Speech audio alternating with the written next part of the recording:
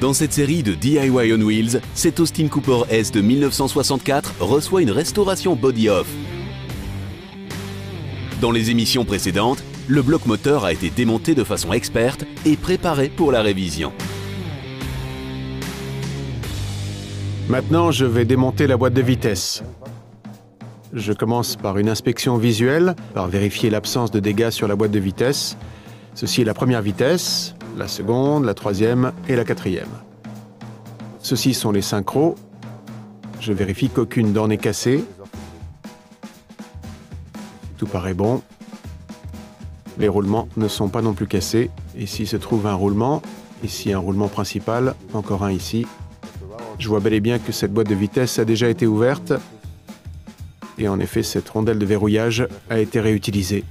Et si je regarde un peu plus loin, je vois que quelque chose était autrefois inséré près du différentiel. C'est légèrement abîmé. On voit bien que partout, les dents sont un peu endommagées. Mais ce n'est certainement pas dramatique. Le pignon peut probablement être simplement réutilisé. Je vais commencer par démonter le logement du différentiel. Alors, qu'est-ce que c'est que le différentiel? C'est la dernière transmission vers les roues. J'expliquerai tout à l'heure comment cela fonctionne.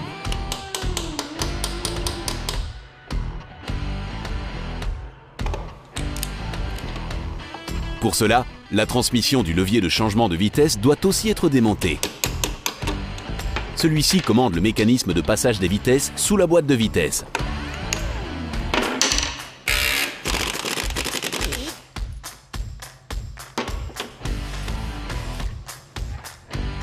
Oui, ici vous voyez aussi que la boîte de vitesse a été ouverte. Partout, on a utilisé une garniture liquide dans une tentative d'éviter toutes les fuites. Pas vraiment une bonne idée. Ceci sera traité de façon correcte lors de la révision.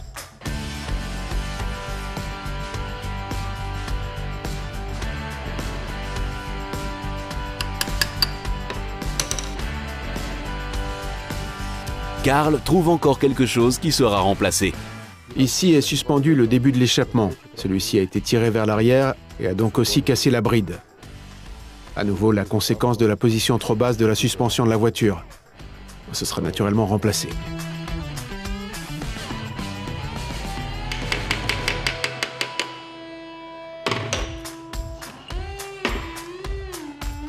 C'est important de tout maintenir ensemble.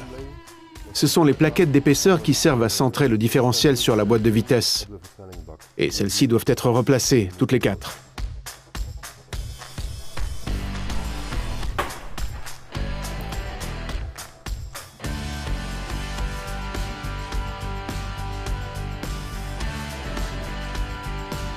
Maintenant, je peux détacher prudemment le logiciel du différentiel, et pour cela, j'utilise un petit marteau, avec lequel je donne de petits coups légers.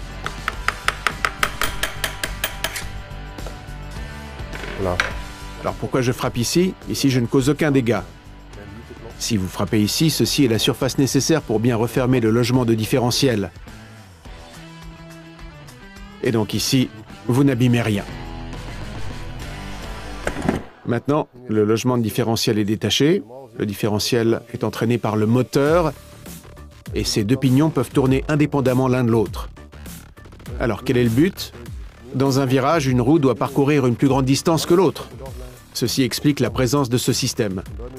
Vous voyez que l'une peut tourner plus vite que l'autre, tandis que toutes les deux restent entraînées par le moteur.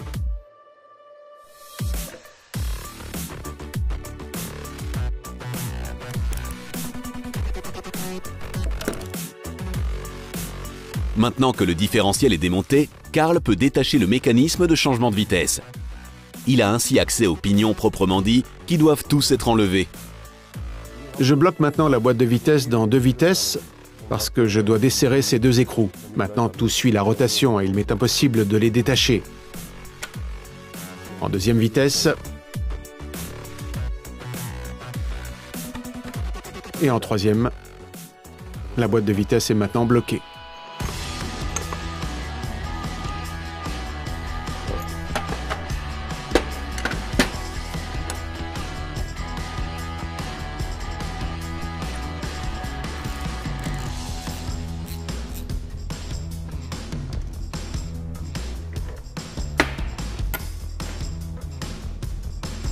Maintenant, je repositionne en neutre.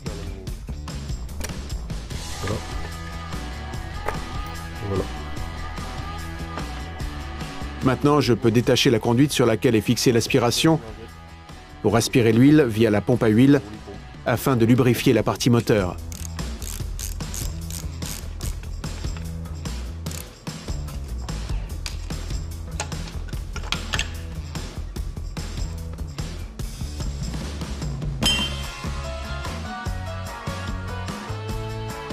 Puis l'axe primaire peut être démonté.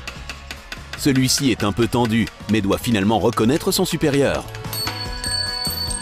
Les pignons se détachent également.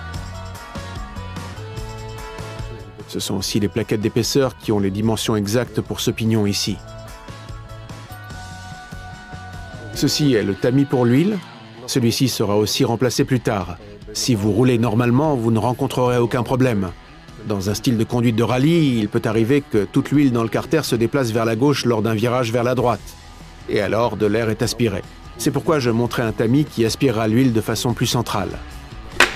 Maintenant, c'est au tour des pignons. Ceci est une gâchette pour détacher les pignons. Maintenant que ce pignon est retiré, Karl peut commencer le démontage du set d'engrenage. J'ai déplacé le set d'engrenage vers la gauche parce que je dois y insérer quelque chose. Je peux ainsi retirer ce roulement à billes de l'autre côté.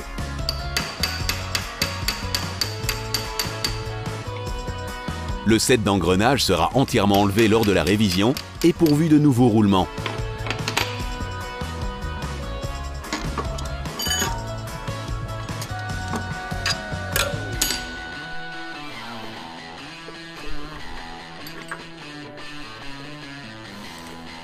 Voilà, j'ai détaché le set d'engrenage complet.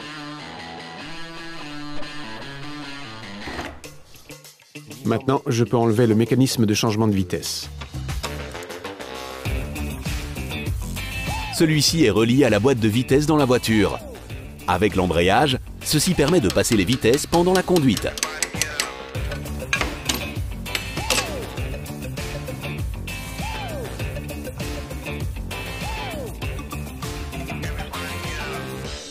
Tout est détaché maintenant, sauf les billes qui se trouvent ici. Et cette bille verrouille l'axe du mécanisme de marche arrière.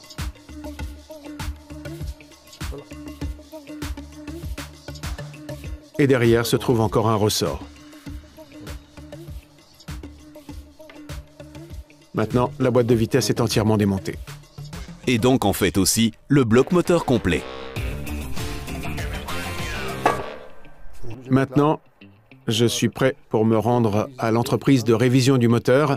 J'emporte le bloc moteur et la tête de cylindre, et aussi tous les éléments de la boîte de vitesse qui comportent encore de la peinture et des joints, comme ici. Tout ceci va aller dans une grande machine à laver et tout sera nettoyé à la vapeur.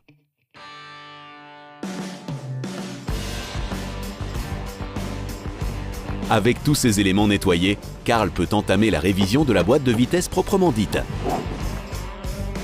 Mais donc d'abord, prendre la direction de l'entreprise de révision. Bonjour Erwin. Bonjour Karl. J'ai apporté le moteur à réviser. Ouais d'accord, ok, pas de problème. Je vais vous aider à décharger.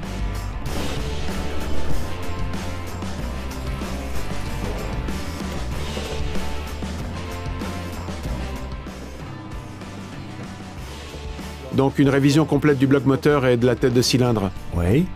Donc tout mesurer et réviser si nécessaire.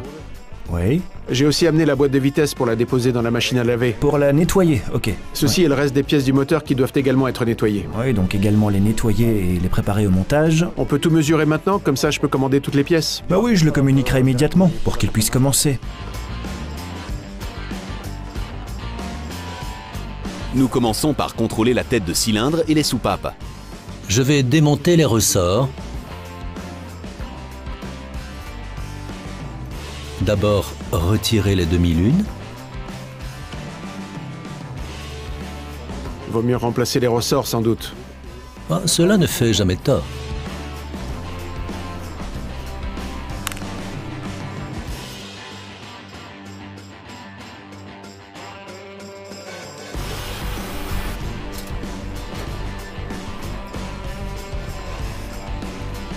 Les soupapes sont désormais libres, mais chaque soupape comporte encore un joint de tige de soupape.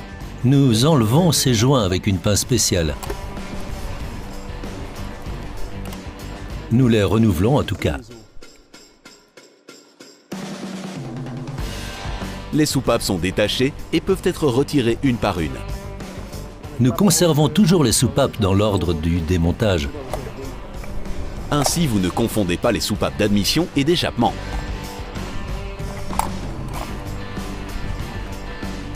Voilà. Je vais maintenant contrôler que les guides de soupape n'offrent pas trop de jeu. Nous le faisons à la main. Et ici, je sens directement que le jeu est trop important quand je déplace la soupape. Celles-ci doivent donc certainement être remplacées. Les guides d'admission et d'échappement doivent être remplacés. J'examine les sièges de soupape, contrôler l'absence de dégâts. Mais cela semble bon. Maintenant, je vais nettoyer les soupapes et je peux alors contrôler si celles-ci ne sont pas pliées. Les soupapes sont nettoyées dans un nettoyeur à ultrasons. Des ondes sonores sont envoyées dans un bain chaud avec un liquide de nettoyage. Ceci garantit un nettoyage très profond sans abîmer les éléments.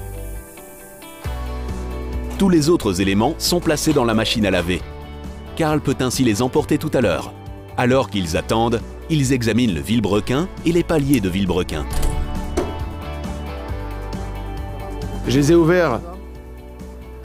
Et ils sont tous usés jusqu'au cuivre. Je ne sais pas encore si le vilebrequin est endommagé. Ok, nous allons le contrôler.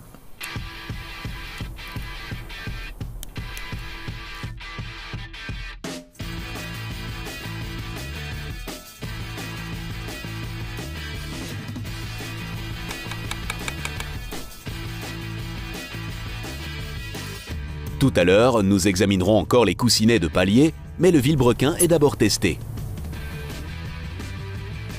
Je commence par mesurer si le jeu n'est pas trop important sur le vilebrequin.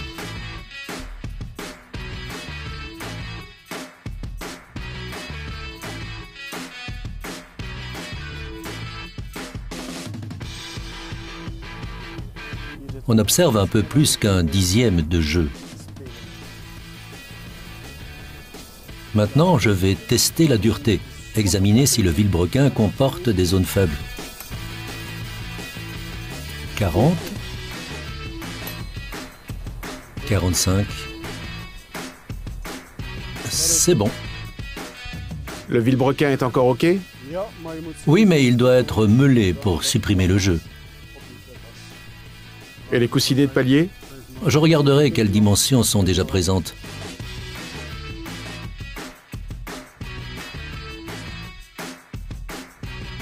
On note déjà un excédent, à savoir plus 10. Donc maintenant vers plus 20. Celles-ci sont 0,10, mais c'est une voiture anglaise. Ce sont donc des cotes anglaises. Nous aurons besoin d'un excédent de 0,20. Carl peut d'ores et déjà les commander. Entre-temps, les soupapes sont à nouveau propres. Je vais encore regarder s'il y a du jeu sur les soupapes. Pour cela, je les place dans cette machine, je les laisse tourner et je regarde s'il y a un écart. Elles paraissent bonnes.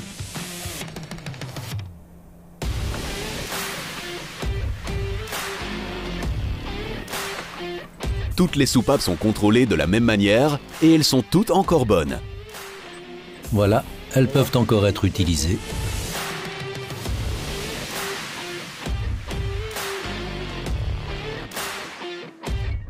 En dernier lieu, on vérifie la présence de fissures dans la tête de cylindre.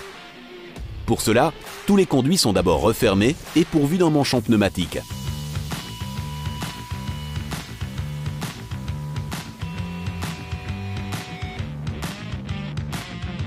Le dessus est également entièrement fermé.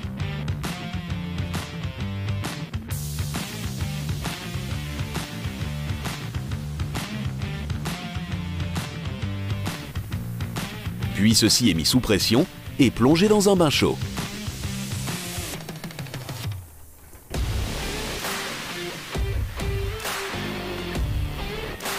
Si l'on ne voit pas de bulles d'air, la tête de cylindre est encore en bon état.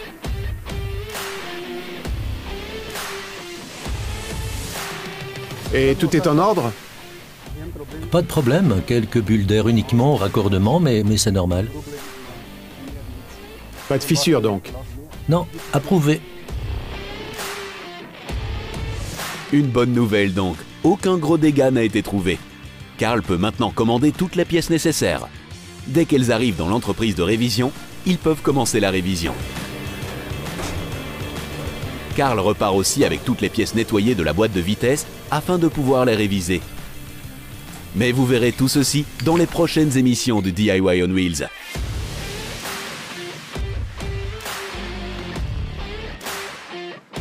La prochaine fois, Karl cherchera toutes les pièces dont il a besoin pour la révision de l'Austin Cooper S.